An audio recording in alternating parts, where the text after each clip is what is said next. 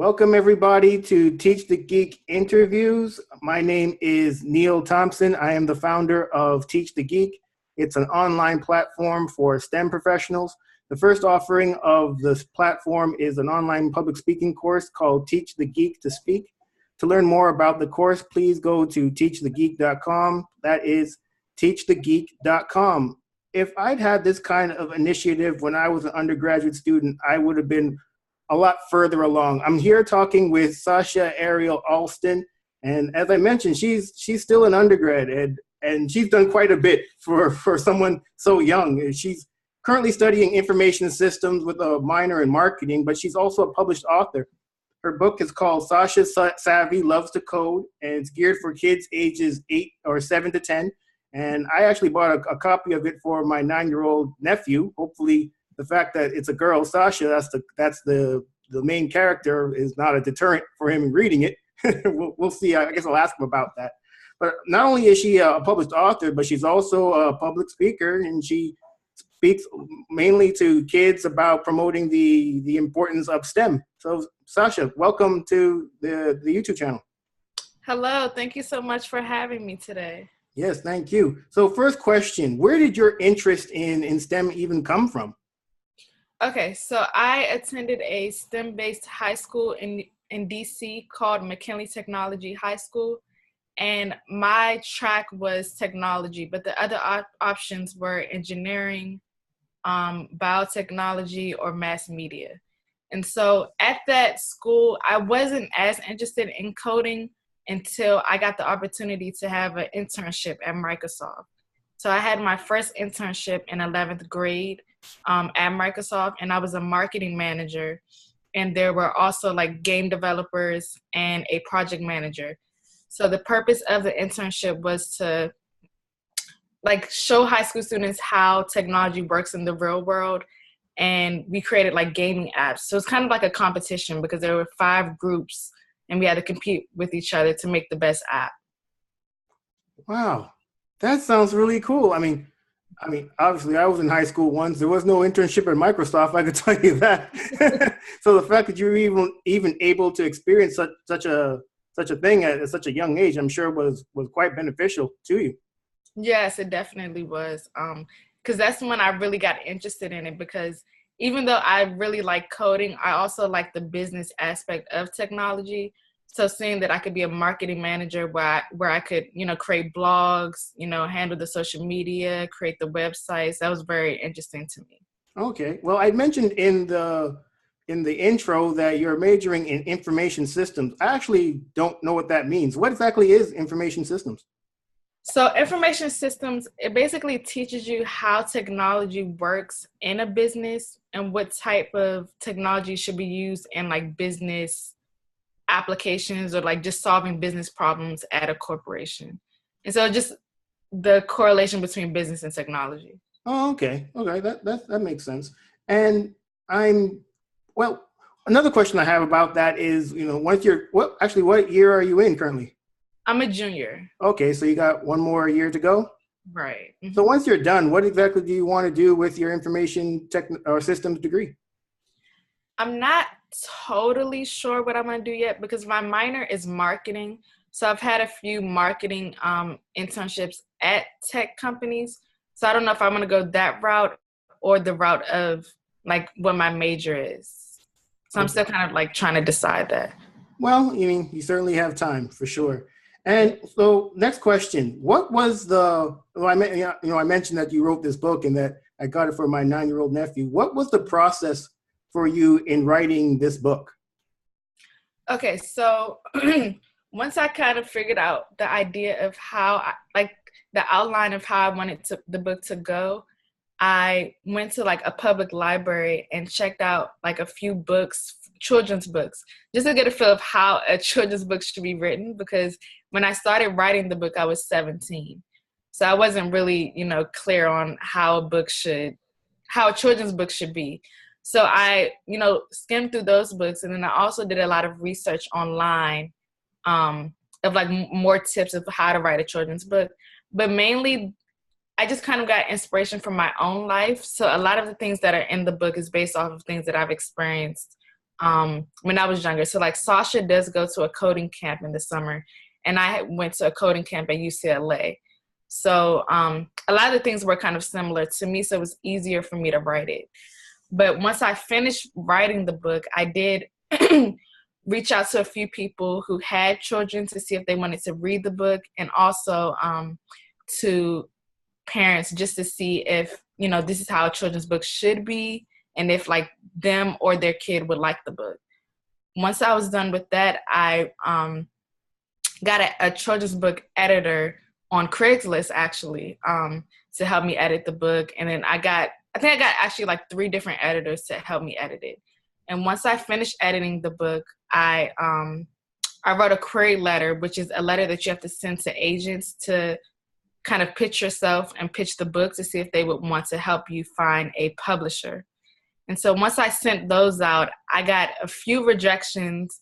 And then one person told me to make it a chapter book, because at that time it was just a picture book. And so once I like went back into like adding a lot more content, I just thought it would be much better for me to self-publish the book versus going through that entire process, because I reached out to a few authors and they were saying that it could take like 2 to 3 years for the book to even come out. And I didn't want to wait that long. So I just decided to self-publish it. Okay, well, that really makes sense. You know what? I probably should take a step back. I mean, I did mention that I bought the book for my nephew, but what exactly is the book about? So the book, it's about a young African-American girl who's from Washington, D.C., and her mom is a software developer. And so basically it's her last day of school, and they're trying to figure out what she wants to do, for like the second part of her summer break. And so they kind of come up with the idea of going to a coding camp. And it just talks about, you know, the things that she experiences at the camp and just her everyday life. And so it was important for me to show that STEM is involved in everything that you can do, basically. So I had like different parts of where I talked about like her family and her friends and things like that to show that, you know, coding just doesn't have to be at a camp or just at school. It can be anywhere. Okay, yeah.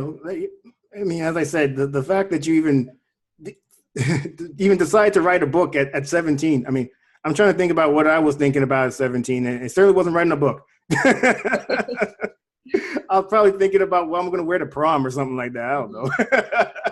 So the fact that you were focused enough to even go through that whole process of finding editors on Craigslist and going to a library to find out what children's books are supposed to look like and all those things. I mean, you must be pretty mature for your years. I commend you for the work that you did. And I think you were right about going the path of self-publishing as opposed to going through a publisher. I mean, I don't know I don't have any personal experience with this, but just by thinking about it, I would think that you'd have a lot more control over the marketing of the book and what the book looks like and the picture, basically everything, the content. You have way more control than you would than going through a publisher. Mm-hmm. Is that right?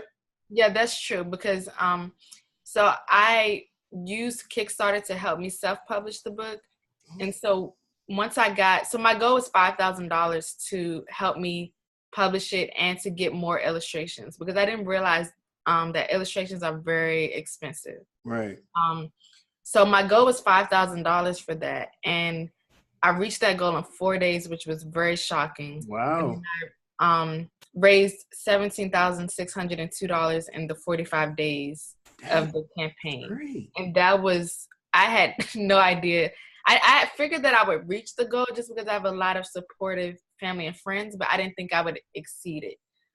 So that was great. And once the Kickstarter was over, a lot of publishers reached out to me, like Simon & Schuster and HarperCollins and a few other ones. Huh. But now they want to get down, huh? Exactly. Like, they weren't for the book at first, but once it got a lot of attention, they reached out to me. But they wanted to change a lot of things that were in the book. And I felt like this is how I wanted the book to be. So, and with the Kickstarter, I had to give each person that donated a book. And so that ended up being like 700 books. So it'll be like all those people would have those books, and then there'll be a whole nother book out. That didn't really make sense to me. Oh, if I yeah. was to go with their deal. So. Okay, yeah. Imagine that. You, as you said, you started off the process not even thinking about self-publishing, but going through a regular publisher. I think that's what a lot of people think about when when it comes to putting out books, and then you're getting crickets, and then all of a sudden, oh, she made some money on the Kickstarter. Now, okay, now we wanna be involved, but now it's like it's too late. Now I got money. I got money now. I'm doing the way I want. Out of curiosity, once the book was finally done, how did you go about marketing it and promoting it? So I use social media for sure, like LinkedIn, Instagram, Twitter. Like even I didn't have a Twitter actually until I made the Kickstarter, just because I wasn't really on social media that much. I get So you. that's the main thing. But because the Kickstarter did kind of go viral, a lot of people reached out to me as well. And so it was like a mixture of me marketing myself, but also those people that reached out marketed for me. So like I did like a lot of interviews and with articles and blogs. Like at one point, Huffington Post reached out, so I did an interview with them, Mashable, and just like various Blavity. So just like a lot of different media companies reached out. Yeah, you're damn right they're reaching out, because it's not every day that you see this, a young Black chick putting out a book about coding. It's kind Right. of a novel thing. So I'm sure they wanted to interview you just to find out kind of reason I wanted to interview you, just to find out where it all came from, and just wow, as I said, I mean, someone that young to come up with a book about coding, I probably still won't be able to write a book about coding, and I'm not 17. It's really impressive. So, I mean, as I mentioned also in the intro, that not only are you a published author, but you're also a speaker. So, where did the speaking part come from? I honestly did not expect to be a speaker out of the book. I knew that I would probably have to do book signings, but I guess it came from it. Honestly, like the schools reached out to me, and so that's kind of like where it started. And I guess because, since I'm a younger person that is interested and involved in technology, they wanted to show, their students that they can do this as well, since I'm not that far in like age from them. Right. Like I speak at middle, elementary, and even high schools. So since I'm closer to them, I guess they felt like I'll be more inspirational to talk about, STEM and the importance of STEM and like what you can do with it. Oh yeah, I mean that definitely makes a lot of sense. I mean, just like you said, you're closer to them in age, so it's not like it's the crypt keeper talking to them. It's someone right, not too far along from where they are, so they can definitely see that this is something that you can strive towards. Why not write a book at 17? Yes. You did it. Why not them? So I'm guessing from all these engagements at these schools, elementary, middle, and high school, that perhaps you have some tips on how to best engage an audience, and if you do, what are they? I would say to definitely have questions throughout, like asking the audience questions throughout the presentation, just to see that they're like actually engaged in like what you're saying. Since I do speak to younger kids as well, I would say to have like, pictures or videos of like, I was featured in a Disney campaign. So I always like show that video, like a Disney commercial campaign.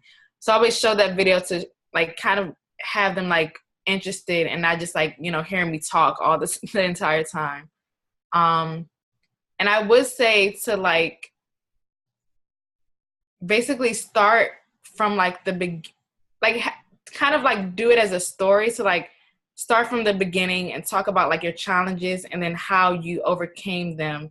So it's like kind of like an up and down situation. So like I faced this issue, but I overcame it, and then like just a back and forth of like how a story should be, just to like really keep them engaged. Yeah, that's an excellent point. I mean, I'm not a kid anymore, but even as an adult, I like listening to stories, and and not only that, but just like you say, having this kind of arc where you have this issue and then you overcome it, and people like seeing the kind of like the hero kind of thing, kind of coming through and making it so that, you know, you succeed at the ultimate, you ultimately succeed. I think people, no matter what the age, they kind of gravitate towards that. Yeah, but it's important, like, to show that it's possible for you to do it as well. Yeah, for sure.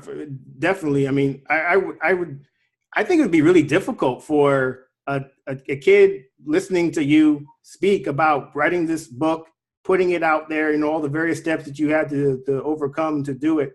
And now you're in front of them telling them all of this stuff. It would be really difficult for them not to be inspired from your story. I mean, I am inspired, and I'm not even a kid. So I think this is really cool. So, I mean, now that you've written a book and you're speaking, are there any books in the future books?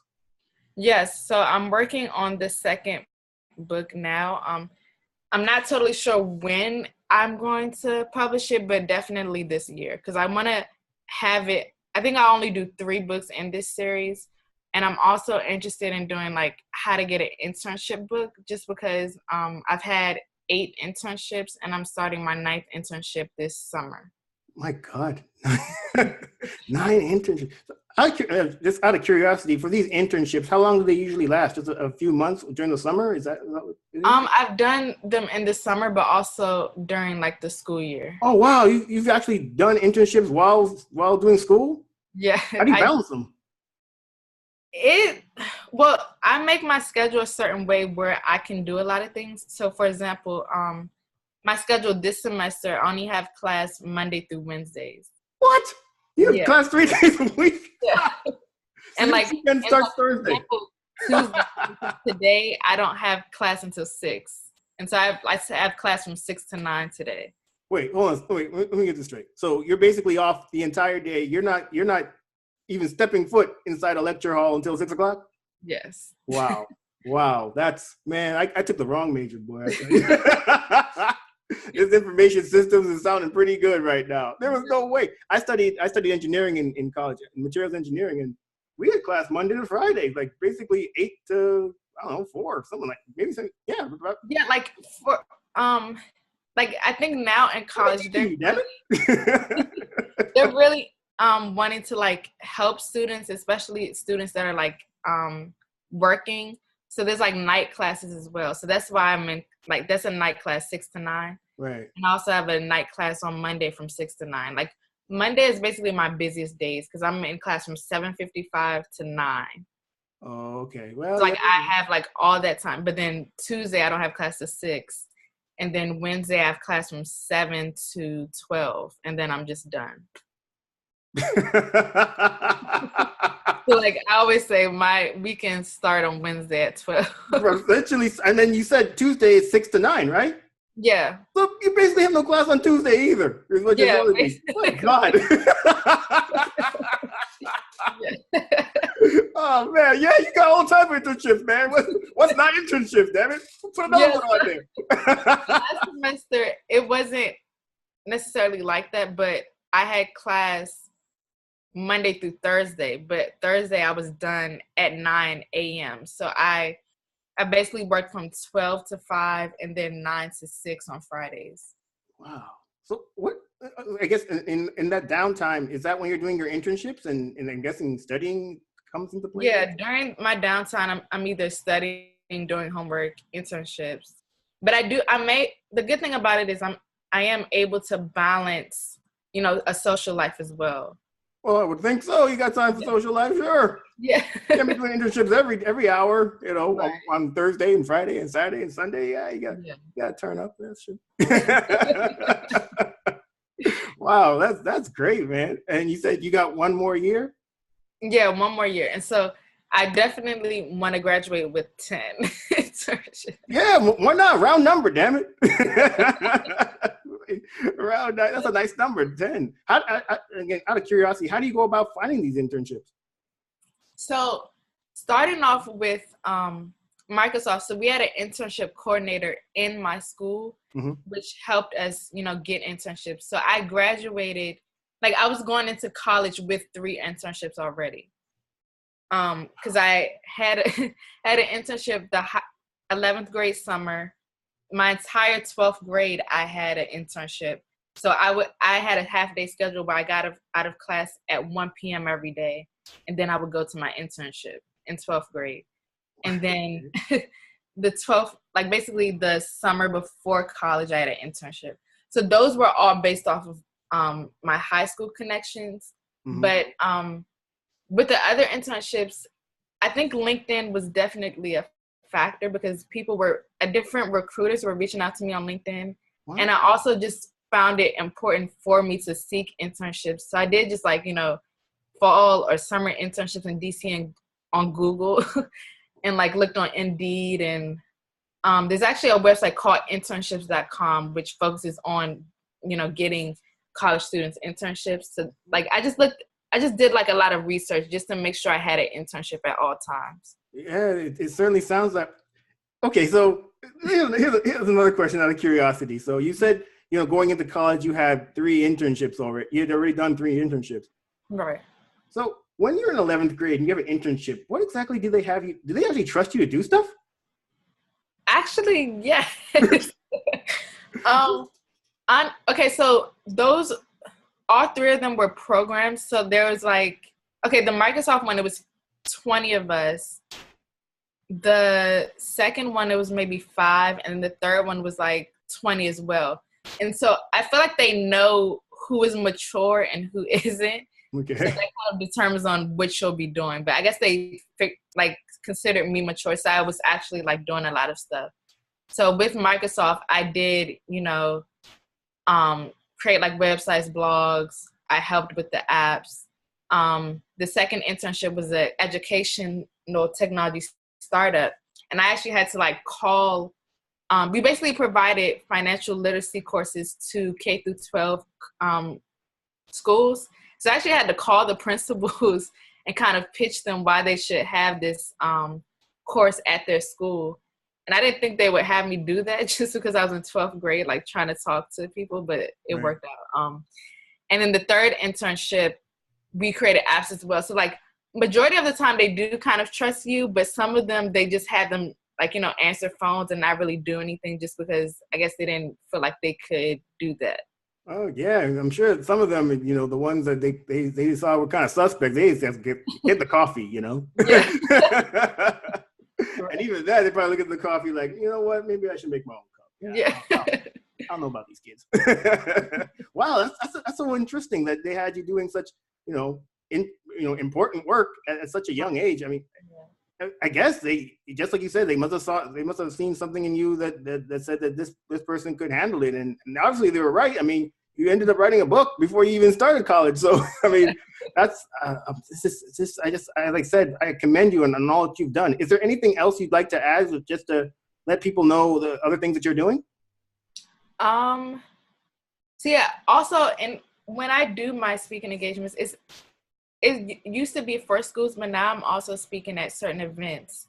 So last week, I spoke at Northern Virginia Community College for their tech conference. And so that was very exciting as well. And I've also spoke at a Wells Fargo event. So now I'm kind of like going into speaking at kind of different corporations.